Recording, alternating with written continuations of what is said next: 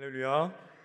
사랑하는 여러분, 어느덧 11월 셋째 주를 저희가 맞이했습니다. 내일이면 절기상 소설로 얼음이 얼기 시작한다고 합니다. 내일부터는 아마 비가 내릴 것이고 기온도 뚝 떨어질 것 같습니다. 아마도 화요일쯤면 첫눈이 내릴지도 잘 모르겠습니다. 첫눈을 사모하고 있습니다. 여러분 모두 감기 조심하시고 또 조심하시기를 축복합니다. 여러분, 우리 이처럼 추워지는 날씨 속에 우리의 몸이 차가워지고 추워지는 것은 당연한 것입니다. 감기도 걸릴 수가 있습니다.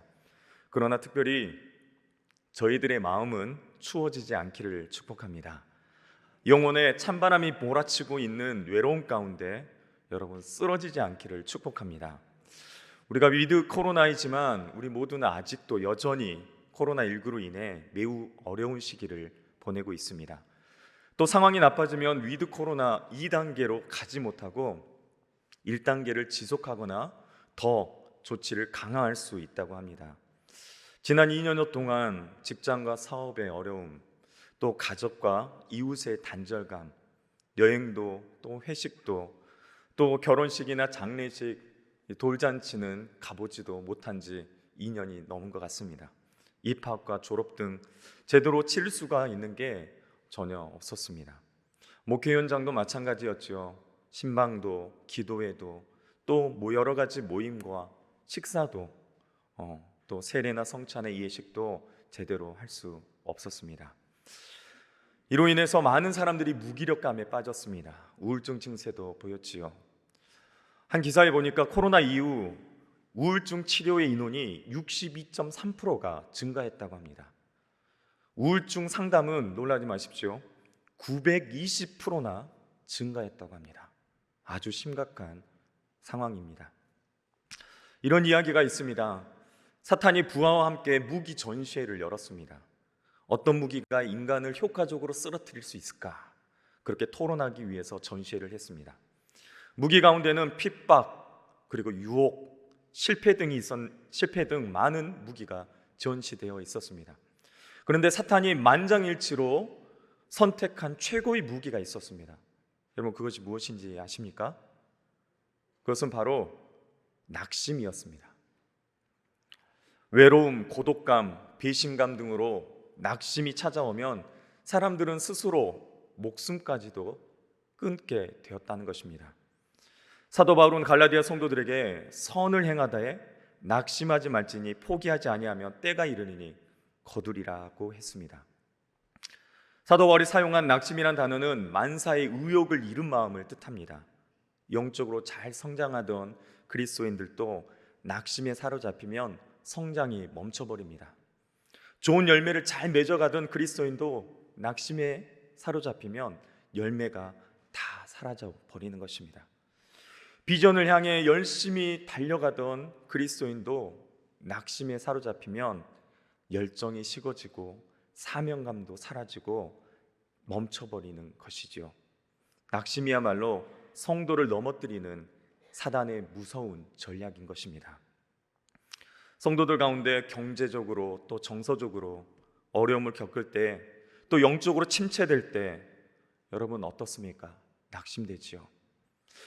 우리는 인생을 살다가 어려움을 당하면 우리는 연약한 인간이기 때문에 흔들립니다.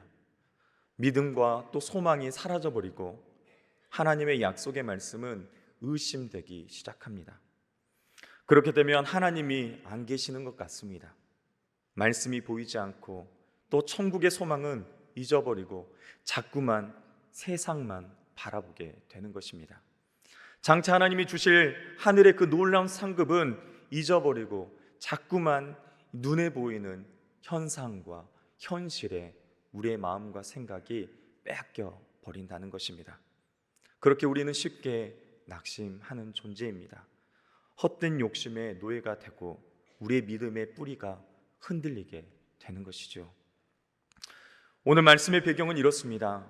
오순절 성령의 역사로 유대인들이 예수 그리스도를 믿고 구원의 역사가 나타났습니다. 그런데 이로 인해서 유대인들이 많은 그리스도인들을 핍박하기 시작합니다. 예수님을 신성 모독자로 여겼기 때문입니다. 그뿐만 아니라 로마인들까지도 이 그리스도인들을 핍박하기 시작합니다. 그래서 그리스도인들은 정치적으로도 또 종교적으로도 탄압을 받게 되었고, 사회적으로 불이익을 당하면서 경제적으로도 어려움을 당하기 시작합니다.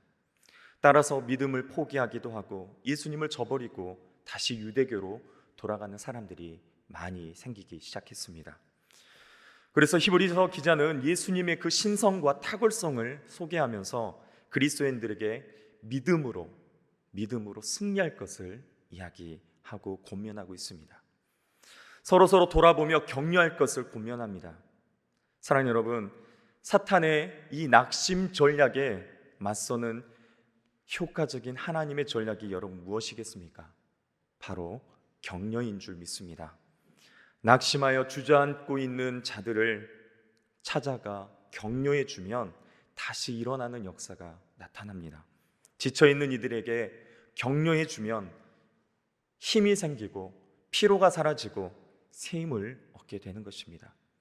비전과 사명을 붙잡고 나가는 이들에게 격려해 주면 더 힘차게 달려갈 뿐만 아니라 날아가게 되는 놀라운 역사가 나타날 것입니다. 우리 오늘 본문 24절의 말씀을 다시 한번 우리 한 목소리로 함께 합독했으면 좋겠습니다. 우리의 마음판에 이 말씀을 새기며 다시 한번 함께 합독하겠습니다. 서로 돌아보아 사랑과 선행을 격려하며. 아멘. 사랑하는 여러분, 우리는 신앙의 길을 홀로 갈 때 쉽게 낙심하고 쉽게 지치고 좌절하고 또 잘못된 길, 잘못된 선택을 하기 쉽습니다. 그렇기 때문에 하나님께서는 우리를 향해 서로라는 명령을 주십니다. 서로 여러분 무엇을 하라는 것입니까? 돌아보라는 것입니다.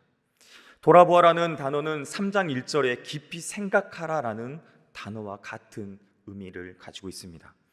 관심을 가지고 자세히 살펴보라는 것입니다. 돌봄 사역은 어느 특정한 사람만의 역할이 아닙니다. 목회자만 돌아보는 것이 아니고 구역장이나 회장만 돌아보는 것이 아닙니다. 하나님은 우리 모두에게 서로 돌아보라고 말씀하는 것입니다. 경제적으로 시험에 드는 가정이 없는지, 영적으로 넘어져 있는 성도는 없는지, 육신의 연약함으로 질병 가운데 고통 가운데 있는 성도는 없는지, 교제에서 소외되어 떠난 성도는 없는지 돌아보라는 것입니다. 돌아보아 그 다음에는 어떻게 해야 합니까? 격려해야 합니다. 격려란 단어는 헬라어로 파록시스몬이라는 단어입니다. 이 말의 뜻은 고무시키다라는 것입니다. 불이 잘 붙도록 부채질하는 것입니다. 사랑하는 여러분, 어느덧 우리에게 2021년도도 한 달 남짓밖에 남지 않았습니다. 정말 힘든 시간들을 우리가 열심히 달려왔습니다. 또 수고도 많이 하셨습니다. 이제 우리 앞에 놓여진 이 시간 동안 여러분 앞만 보고 달려가느라고 보지 못했던 옆에 계시는 성도님들, 또 사랑하는 가족들을 돌아보기를 축복합니다. 돌아보아 위로하고 격려할 수 있기를 바랍니다. 서로에게 힘을 주고 용기를 주고 믿음을 세워주고 주님의 뜻대로 살아갈 수 있도록 서로 도와주고 격려하라는 것입니다. 마지막 때 주님의 재림에 가까울수록 영적인 공격이 심해지고 또 세상의 흐름과 가치관이 더 심해지기에 우리의 믿음은 흔들리기 시작합니다. 시험에 들고 또 믿음을 저버립니다. 하나님만 바라보며 승리하기 쉽지 않기 때문에 여러분 오늘 본문의 말씀은 분명하게 우리에게 격려하라고, 서로 돌아보아 격려하라고 권면하고 있는 것입니다. 서로 돌아보아 격려함으로써 힘과 용기를 주고 믿음을 세워야 되는데 여러분 우리의 모습은 어떻습니까? 싸우지는 않습니까? 미워하고 발목을 잡고 비난하고 비판하지는 않습니까? 사단이 원하는 것은 관계를 깨트리고 시험에 들게 하고 주님의 교회가 분열되게 하는 것이 바로 사탄의 전략입니다. 깨지고 상처받고 분열되어 점점 힘을 잃어가게 하는 것이 바로 사탄의 전략인 것입니다. 사람은 어려울수록 또 나이가 들면 들수록 또 위기가 오면 올수록 더욱 자신만을 생각합니다. 마지막에 가까울수록 사랑이 식어지고 지극히 개인주의적인 또 냉소적인 주의가 팽배하게 됩니다. 그러나 참된 믿음의 사람은 그날이 가까울수록 남을 생각하고 살아가야 한다는 것입니다. 성도들을 돌아보아야 한다는 것입니다. 주님 앞에 갈 날이 가까울수록 다른 사람에게 용기를 주고 의욕이 솟아나도록 북돋아주는 그 격려의 삶을 살아갈 수 있어야 하는 것입니다.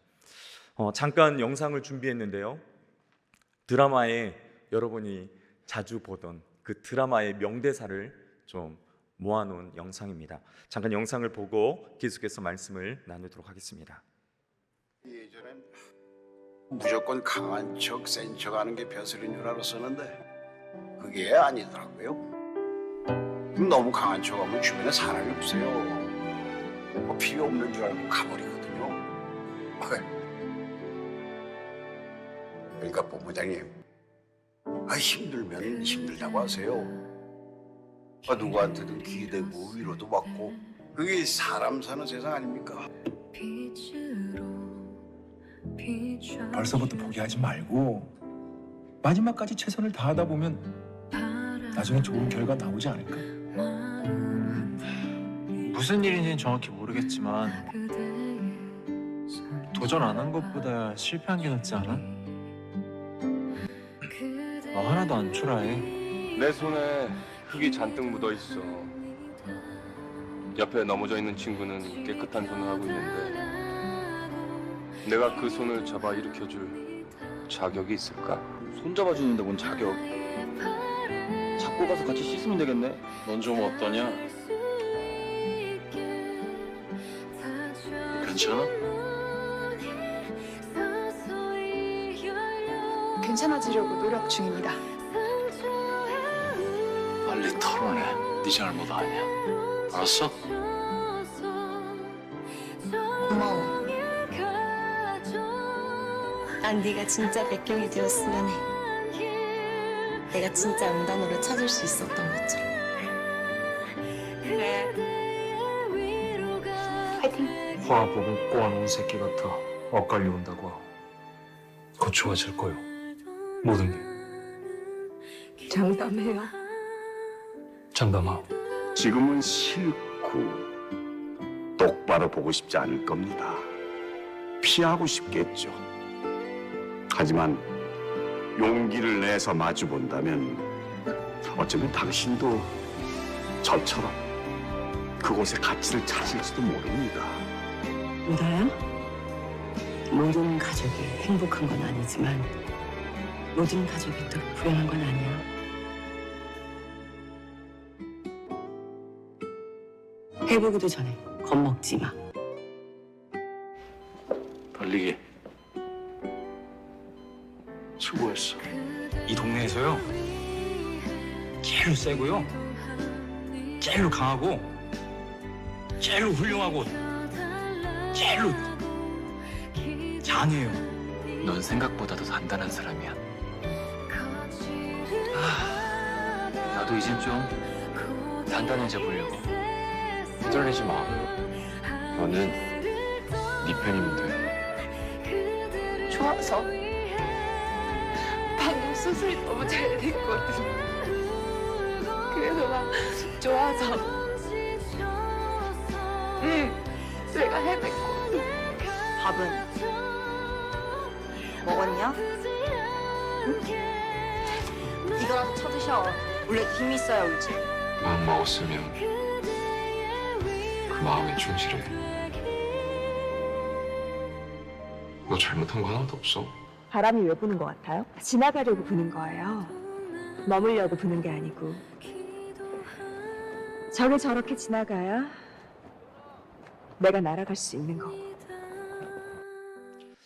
네, 사랑하는 여러분, 드라마의 저 대사만 들어도 눈물이 나고 또 위로가 되고 또 용기가 생기고 힘이 나지 않습니까? 세계적인 소프라노 가수가 오랜 해외 순회 공연을 마치고 귀국하여 독창회를 열기로 했습니다. 많은 팬들이 금이환영하며 반기며 소문으로만 듣던 목소리를 들으려고 극장으로 달려왔습니다. 그런데 막상 공연 시간이 되자 사회자가 당황하는 기색으로 무대에 나왔습니다. 그리고 이렇게 말합니다. 청중 여러분, 대단히 죄송합니다.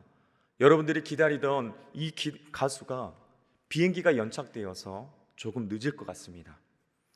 그래서 잠시 우리나라에서 촉망받는 신인 가수 한 분을 소개하고 나와서 노래를 듣도록 하겠습니다. 정말 죄송합니다. 너그레 용서해 주십시오. 이렇게 이야기합니다. 청중들이 다 실망합니다. 고대하던 가수가 어쩌면 아주 못 올지도 모른다는 생각에 아쉬워하고 배신감으로 또 꽁꽁 얼어붙어 버렸습니다. 잠시 후 사회자가 소개한 신인 가수가 무대에 올랐습니다. 그는 예절 바르게 인사를 하고 또 노래를 시작합니다. 청중은 여전히 냉랭한 마음으로 그 신인 가수의 노래를 들었습니다. 노래가 끝나자 박수를 치는 사람이 한 명도 없었습니다. 그때였습니다. 갑자기 극장의 2층에서 한 아이가 일어나서 이렇게 외치는 겁니다. 브라보! 아빠 정말 훌륭했어요. 아빠 정말 최고였어요. 이렇게 소리를 칩니다. 이 소리를 들은 신인 가수의 눈에는 눈물이 반짝였고, 그리고 청중들의 얼굴에도 다시 따스한 미소가 번지기 시작합니다. 그들은 자신도 모르게 하나둘 자리에서 일어나서 박수 갈채를 보냅니다. 그 신인 가수가 바로 무명 시절의 루치아노 파바로티였습니다. 훗날 그는 오페라 공연 때 1시간 동안 박수가 그치지 않고 165번이나 커튼콜을 받는 세계 최고의 기록을 남기며 기네스북에 등재됩니다.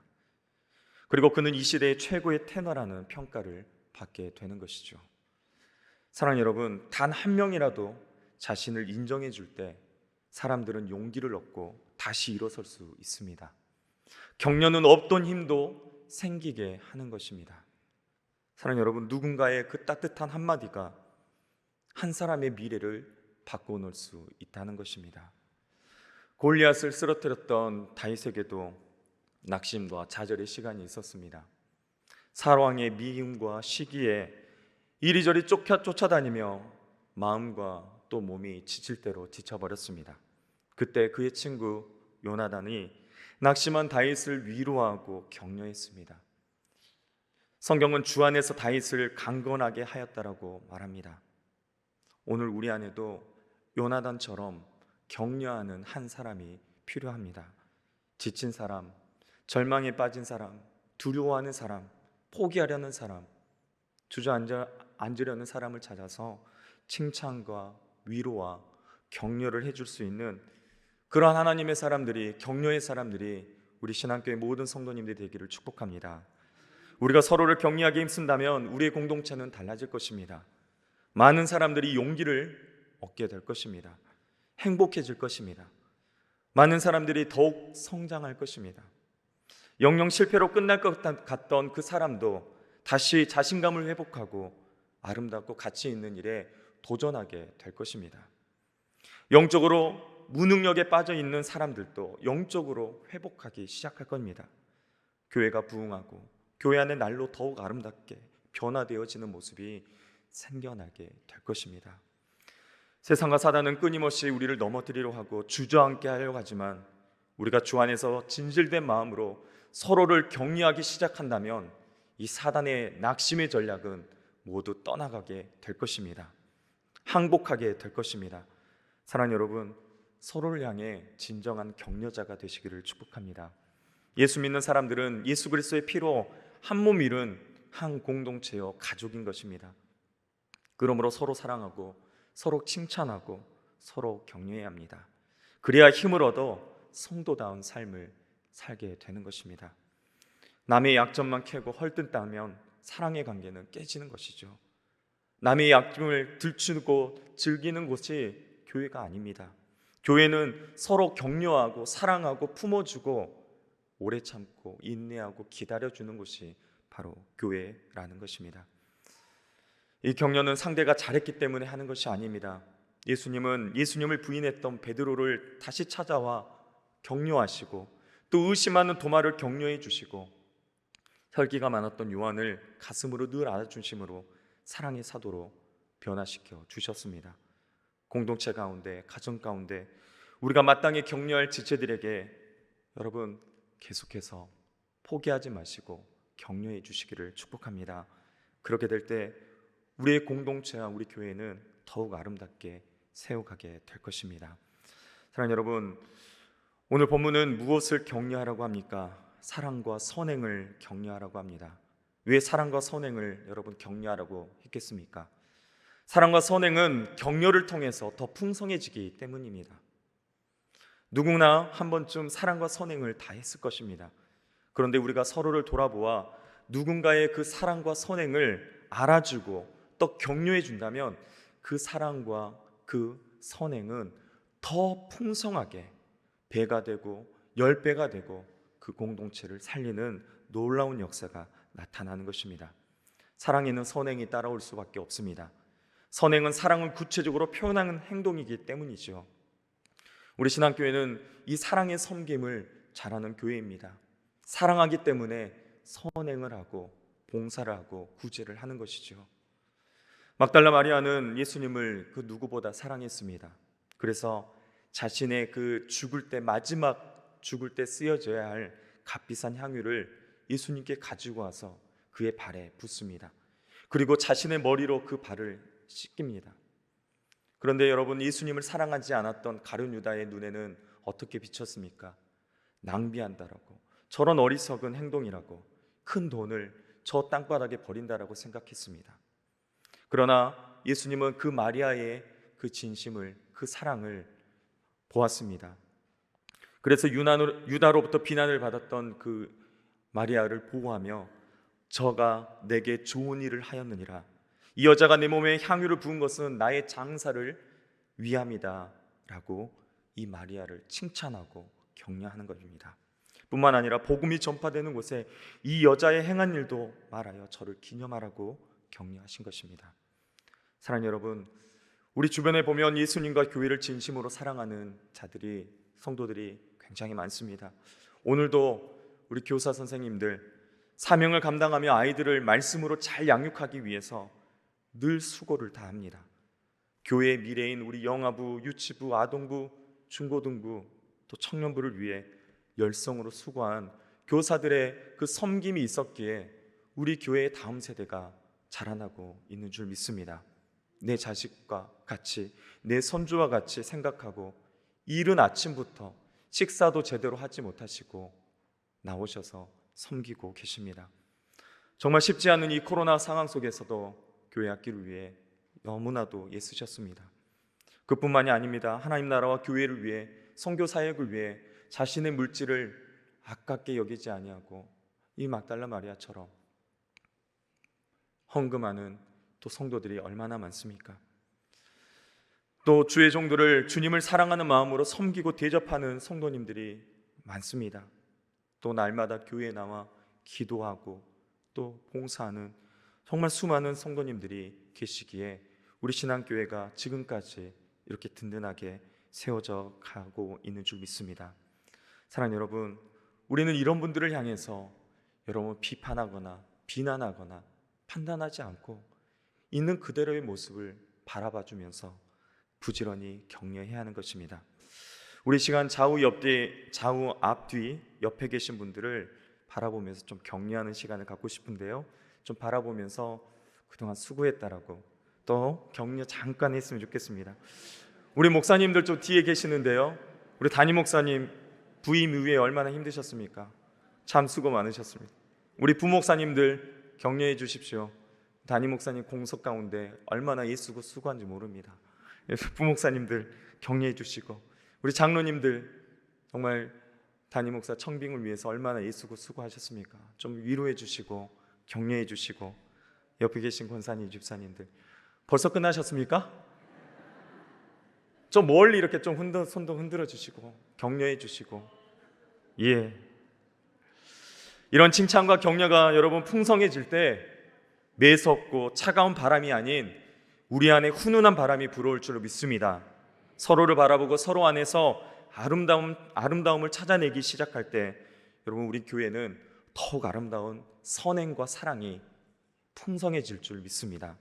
많은 사람들이 자기를 알아주는 지체로 인해서 이 마음의 아픔이 치유되고 회복되고 다시 새 힘을 얻어 내년 2022년도를 힘차게 달려가게 될 줄로 믿습니다.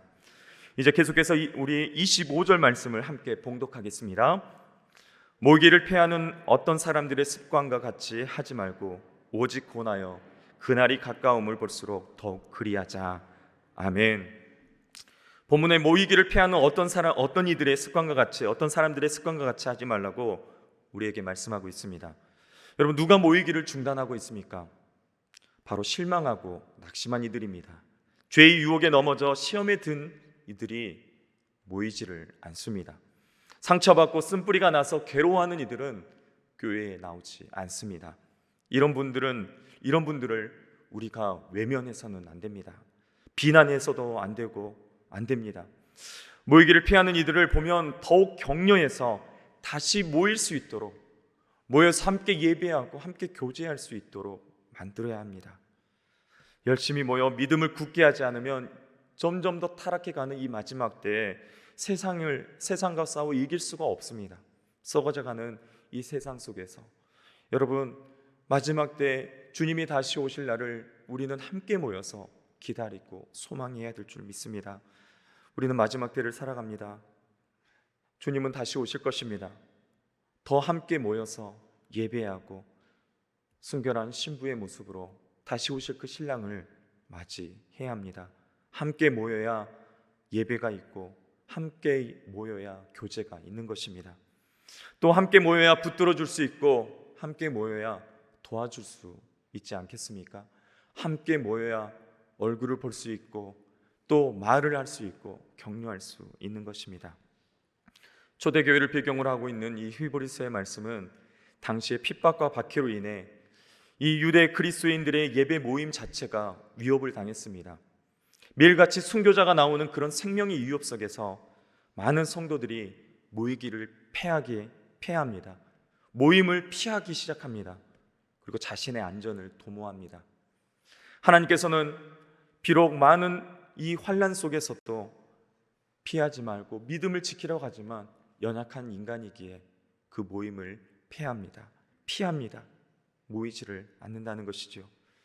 그러나 분명히 하나님께서 히브리서 기자를 통해 우리에게 말씀하는 것이 무엇입니까? 모이기에 힘쓰라는 것입니다. 그 이유는 우리에게 예수 그리스도로 말미암는 새로운 약속이 주어졌기 때문입니다. 그 약속은 예수의 피를 힘입어 성소에 들어갈 담력을 얻는 것이지요. 바로 그리스도에게 주어진 특권입니다. 우리 힘으로 나올 수 없지만 예수 그리스도의 그 보혈의 힘, 그 능력을 힘입어 오늘도 우리는 주님 앞에 나와 예배하고 있는 것입니다. 불과 얼마 전인 구약 시대에는 짐승의 피를 가지고 성소에 나아가야 했지만 이제 예수 그리스도의 십자가의 피를, 그 믿음을 힘입어 나아간다면 우리는 주님께 나아갈 수 있는 것입니다. 사랑하는 여러분, 날마다 우리는 예수 그리스도의 그 보혈의 능력을 힘입어서 모여야 합니다. 모여서 예배할 줄 믿습니다. 그럴 때 세상의 핍박과 환난으로부터 우리는 마음을 지키고 생각을 지키게 됩니다. 이런 위기 앞에 있는 성도들에게 22절 말씀은 이렇게 말합니다. 참 마음과 온전한 믿음으로 하나님께 나아가자. 또 23절은 이렇게 말합니다. 믿는 도리의 소망을 굳게 잡아. 그래서 24절 서로 돌아봐 사랑과 선행을 격려하라며 라고 격려하고 거듭 반복해 말씀하고 있는 것입니다. 만일 우리가 위기를 당해 모이기를 피한다면 우리에게 주시는 이 영원한 생명도 우리는 잃어버리게 될 것입니다. 사랑하는 여러분, 모이기를 힘쓰기를 축복합니다. 이제 위드 코로나가 되었습니다. 여러분 얼마나 힘드셨습니까? 이제 회복되어야 할 때이지 않습니까? 모여서 함께 교제하고 함께 예배하며 또 함께 격려할 때 우리 신안의 모든 성도들은 회복되어지고 우리 공동체도 놀라운 하나님의 은혜의 역사가 아름답게 세워져 갈 줄로 믿습니다. 그래서 자주 모여야 합니다. 모이면 내가 가진 부족함도 다른 사람에게는 위로가 되는 것입니다. 나만 부족한 것이 아니구나, 나만 힘든 것이 아니구나, 그렇게 깨닫지 않습니까? 그것을 깨달을 때 우리는 위로가 됩니다. 나의 잘된 모습, 괜찮은 모습만 보여줄 수 없습니다.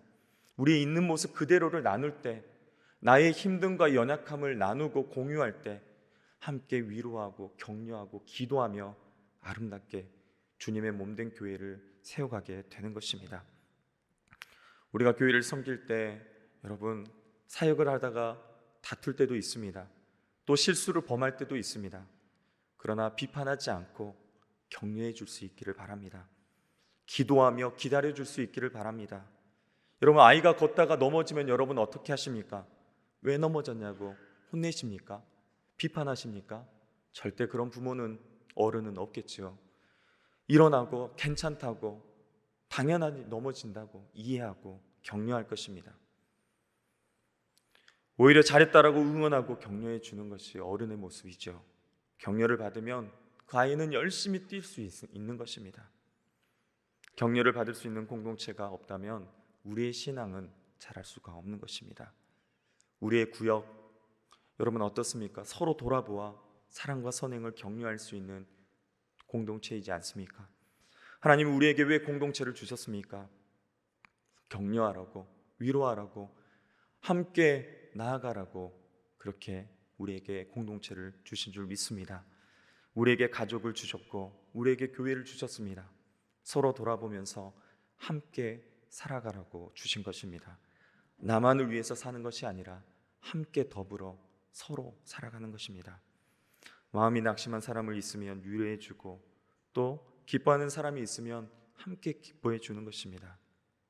사랑하는 여러분, 사도행전 2장 46절 우리가 이 말씀을 너무나 잘 알고 있지 않습니까? 날마다 마음을 같이하여 성전에 모이기에 힘쓰고 집에서 떡을 떼며 기쁨과 순전한 마음으로 음식을 먹고. 아멘. 여러분 위드 코로나가 되었습니다. 여러분 자주 요즘 모여서 또 총회가 끝났고 오늘도 우리 그리스도 총회를 했는데 또 식사 교제를 나누었습니다. 여러분 얼마나 좋으십니까? 함께 식사를 나눌 때 행복하지 않습니까? 함께 모여 교제하고 또 식사를 나누고 떡을 떼고 함께 예배할 때 여러분 너무나 행복하고 그것 자체만으로도 우리에게 위로가 되고 힘이 되고 격려가 되는 줄 믿습니다. 우리는 서로를 필요로 하는 존재입니다. 옆에 분들을 다시 한번 보겠습니다. 나는 당신이 필요한 사람입니다. 당신은 나를 필요로 하는 사람입니다. 아멘이시죠? 나만 위한 것이 아니라 나는 성도님들에게 필요한 존재이고 또 성도님들은 내가 필요한 사람들입니다. 그래서 사도 바울은 데살로니가전서 5장 11절부터 15절에 이렇게 말씀합니다. 그러므로 피차 권면하고 서로 덕을 세우기를 너희가 하는 것 같이 하라. 형제들아 우리가 너희에게 구하노니 너희 가운데 수고하고 주 안에서 너희를 다스리며 권하는 자들을 너희가 알고 그들의 역사로 말미암아 사랑 안에서 가장 귀히 여기며 너희끼리 화목하라. 또 형제들아 너희를 권면하니 게으른 자들에게 공개하고 마음이 약한 자들을 격려하고 힘이 없는 자들을 붙들어주며 모든 사람에게 오래 참으라. 삶과 누구에게든지 악으로 악을 갚지 말고 서로 대하든지 모든 사람을 대하든지 항상 선을 따르라. 아멘. 사랑하는 여러분, 우리가 함께 신앙생활하는 이 공동체 가운데 피차 권면하고 덕을 세우는 일에 열심을 내었으면 좋겠습니다.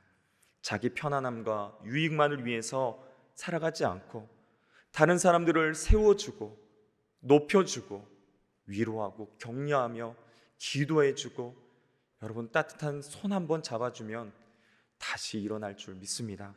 다시 세워지고 우리가 함께 나아갈 수 있게 될 줄 믿습니다.